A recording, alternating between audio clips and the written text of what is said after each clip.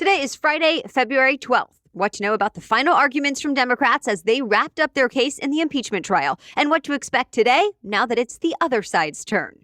Also, another type of Republican Party? It's possible. We'll explain. And where you can expect a year's worth of snow just this weekend. Plus, the ruling in Meghan Markle's lawsuit against a tabloid. Which sport has become especially popular in the last year? And where Americans are planning to spend their money this Valentine's Day. Welcome to The Newsworthy. All the day's news in around 10 minutes. Fast, fair, fun, and on the go. I'm Erica Mandy. Thanks so much for being here. You ready? Let's do this. Today, it is up to former President Trump's lawyers to defend their client in his historic impeachment trial. They say they'll start and wrap up their arguments before the weekend. Already, House Democrats rested their case against the former president yesterday, and they gave some pretty passionate arguments. In their second day of testimony, the Democrats played more graphic video from the U.S. Capitol riot back on January 6th, and some of it came from rioters themselves. In those videos, you can hear them saying things like, "We were invited here, Trump sent us, and he'll be happy, we're fighting for Trump." Democrats told the senators, who are acting as jurors in this trial, this attack would never have happened but for Donald Trump. Then they tried to make the point that Trump not only incited the attack, but they say he also refused to use his powers as president at the time to stop it. And then they say he showed zero remorse when it was all over. As they closed out their case, the Democrats pleaded with senators to convict Trump. They say if he's acquitted instead, Trump will become emboldened to incite more violence. Well, now it is the defense team's turn. Trump's lawyers will likely argue they agree the Capitol attack was terrible, but they'll say it was not the president's fault. In fact, one of Trump's lawyers told Fox News already he thinks the Democrats' presentation was offensive. So the defense team presents its case, and then the senators will have the chance to ask questions of both sets of lawyers for up to 4 hours. It's possible the whole trial wraps up over the weekend with a vote. At least 17 Republicans would need to join all 50 Democrats to get the 2/3 majority needed to convict former President Trump. Stay tuned. Congress is giving its highest honor to law enforcement officers who helped during the Capitol attack. They'll be getting Congressional gold medals for their actions that day. And to get an idea of what a big honor this is, in the past, it's gone to international heroes like Thomas Edison, Nelson Mandela, Rosa Parks, and Mother Teresa. But it's never gone to a law enforcement officer before now. House Speaker Nancy Pelosi announced the award plans, saying Congress will give out 3 gold medals, one for the U.S. Capitol Police, one for Washington's Metropolitan Police Department, and the last one for the Smithsonian to put on display. Pelosi singled out one hero in particular for his courage, Capitol Police officer and Iraq War veteran Eugene Goodman. He's in some of the new footage released during the impeachment trial this week, and the video of him went viral. It shows Officer Goodman sprinting towards Senator Mitt Romney to warn him that rioters were close. Then you can see Romney turning around and running to safety. And that's actually the second video of this officer making the rounds. The first showed him single-handedly luring the angry mob away from the entrance to the Senate and into an area where more law enforcement backup was waiting. Goodman has now been promoted. There could soon be another party in American politics. Former Republican Congressman Charlie Dent told CNN he and about 120 other Republicans are in talks to form what some are calling an anti-Trump political party. The people behind it are apparently worried the current GOP is becoming too radical and has lost sight of their constitutional ideals. They say this party would be center-right, or in other words, meant for moderate Republicans. So far, the talks have apparently included people who once held positions in the Reagan, Bush, and even Trump administrations. The plan is for the party to run candidates in some races, but also to endorse other candidates who meet their standards no matter what party they came from. As for the Republican National Committee, the chairwoman told Fox News Republicans need to stop attacking one another and focus on beating Democrats in the 2022 midterm elections. But keep in mind, at this point, these are just early conversations and ideas. No other party has been formed at this point. The U.S. might have enough COVID-19 vaccines for everyone who wants one in just a couple of months. The nation's top infectious disease expert, Dr. Anthony Fauci, told the Today Show it will probably be open season by April, meaning everyone could be offered a vaccine. As you know, vaccines are now in short supply, so states have had to limit the shots to only certain groups like older people and essential workers.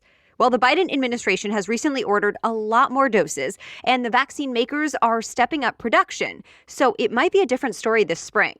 From that point, it could take a few more months to actually get the vaccine into everyone's arms.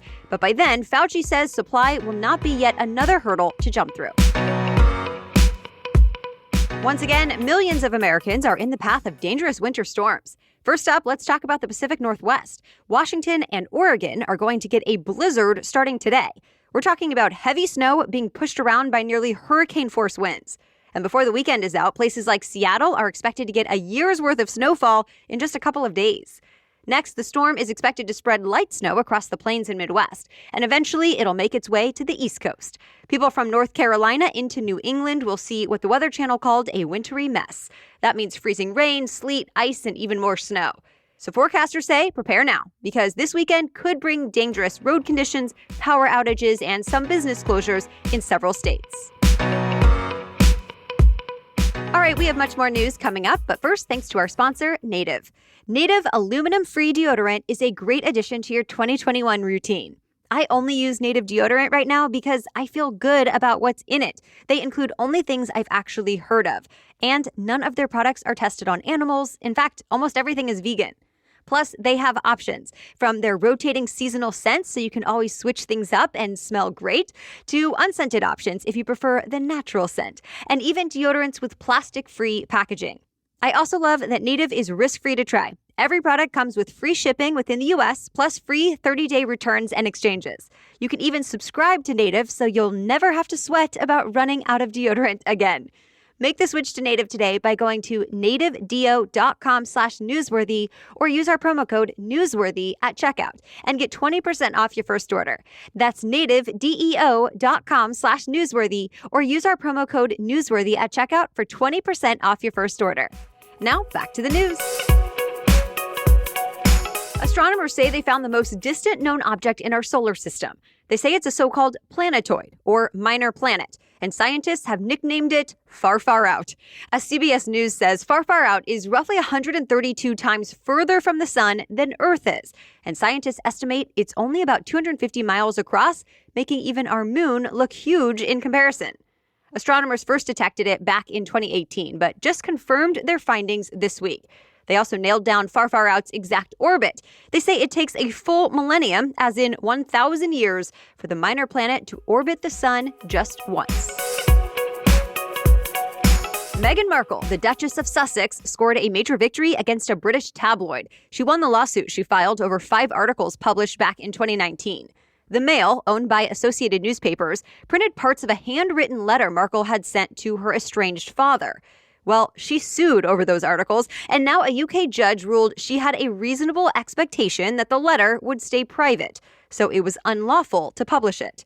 Markle says she's grateful to the courts for holding the media company accountable, and added, quote, "For these outlets, it's a game. For me and so many others, it's real life." A spokesperson for Associated Newspapers said the company was very surprised and disappointed. They had argued the articles allowed Markle's father to respond to some of the comments published about him earlier. The media outlet now does have the option to appeal.